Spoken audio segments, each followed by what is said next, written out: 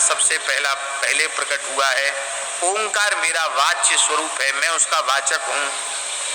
और इसके बाद पंचाक्षर महामंत्र यह प्रणव से उत्पन्न हुआ है। प्रणव से पंचाक्षर उत्पन्न हुआ है। पंचाक्षर में पहले प्रणव है, फिर नमः पद है, फिर शिव शब्द से चतुर्थी का एक वचन है। इस प्रकार से ये पंचाक्षर महामंत्र है। और महाराज जी वैसे तो सभी मंत्र वेद में ही हैं, लेकिन इस पंचाक्षर महामंत्र का उपदेश साक्षात यजुर्वेद में किया गया है। सबसे पहले भगवान शिव ने कहा मेरा स्वरूप प्रणव है, ओंकार है। ओंकार से पंचाक्षर मंत्र उत्पन्न हुआ है। पंचाक्षर मंत्र में पहले नमः पद है, फिर शिव शब्द से चतुर्थी का एक वचन है। इस प्रकार से ये पंचाक्षर महामंत्र है। और इस पंचाक्षर महामंत्र से ही त्रिपदा गायत्री प्रकट हुई है। गायत्री से वेद प्रकट हुए हैं और वेद से अनंत मंत्र प्रकट हुए हैं। इसलिए मूल में प्रणव है और फिर पंचाक्षर है। इस प्रकार से यह उपदेश किया और उपदेश करने के बाद कहा देखो पंचाक्षर मंत्र की इतनी महिमा है, इसलिए पंचाक्षर मंत्र का ढोल मजीरा बजा के कीर्तन नहीं करना चाहिए। लेकिन अब तो छोटे हो बड़े हो सब वक्ता हो जोरदारी से ढोल मजीरा बजा के पंचाक्षर का कीर्तन करते हैं। ये जप का मंत्र है, मंत्र राज है।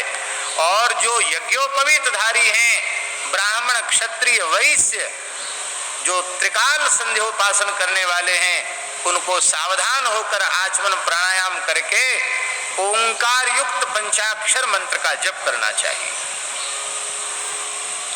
और जो इतर हैं, स्त्री हैं अथवा चतुर्थ वर्ण के लोग हैं, उनको शिवाय नमः इस प्रकार से जप करना चाहिए।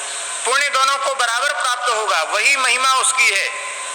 पर चतुर्थ वर्ण के व्यक्ति को और स्त्रियों को शिवाय नमः ऐसा उच्चारण करना चाहिए। यह भगवान शिव उपदेश कर रहे हैं। बोलो भक्तवत्सल भगवान की जय। अब तो आने की जय। द्विजानां च नमः पूर्वम्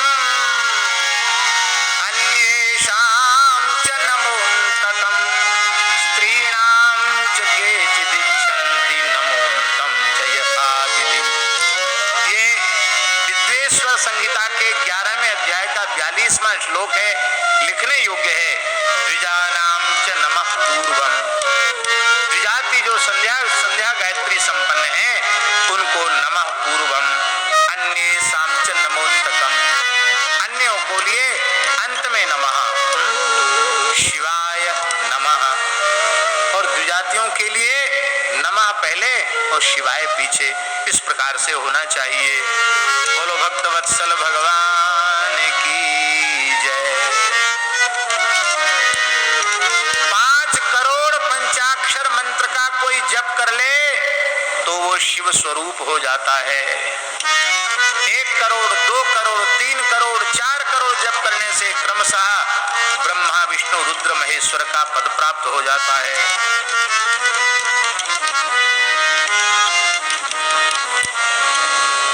यदि प्रतिदिन 1 सहस्त्र पंचाक्षर का कोई जप करे और 10 लाख की संख्या पूर्ण कर ले और प्रतिदिन ब्राह्मण भोजन कराए तो उससे उसकी मंत्र सिद्धि शीघ्र हो जाती है। बोलो भक्तवत्सल भगवान की जय। भगवान शिव कह रहे हैं कि गायत्री में और शिव में भेद नहीं। ब्राह्मण को चाहिए कि प्रतिदिन कम से कम 1 सहस्त्र गायत्री का अवश्य जप करे। अष्टोत्तर सहस्रम वै गायत्रीं प्रातरेव हि ब्राह्मणस्तु जपे नित्यम क्रमाच्छिव पद प्रदाम। तो हम निवेदन कर रहे थे कि वैसे तो सभी मंत्रों का मूल वेद ही है, पर पंचाक्षर मंत्र उसका यजुर्वेद में साक्षात उपदेश किया गया है। याद है कौन सा मंत्र है? ओम नमः शंभवाय च मयो भवाय च नमः शंकराय च महेश्वराय च नमः शिवाय च शिवतराय च। ये नमः शिवाय इसमें स्पष्ट वेद में ये मंत्र है। इस प्रकार से ये महामंत्र है। बोलो भक्तवत्सल भगवान की जय। प्रातः काल, मध्याह्न काल, सायंकाल द्विजाति को संध्या अवश्य करना चाहिए और द्विजाति से इतर लोगों को भगवान शिव का स्मरण करके संध्योपासन कर लेना चाहिए। रात्रि का भी समय 4 प्रहरों में बांटा गया है। इस रात्रि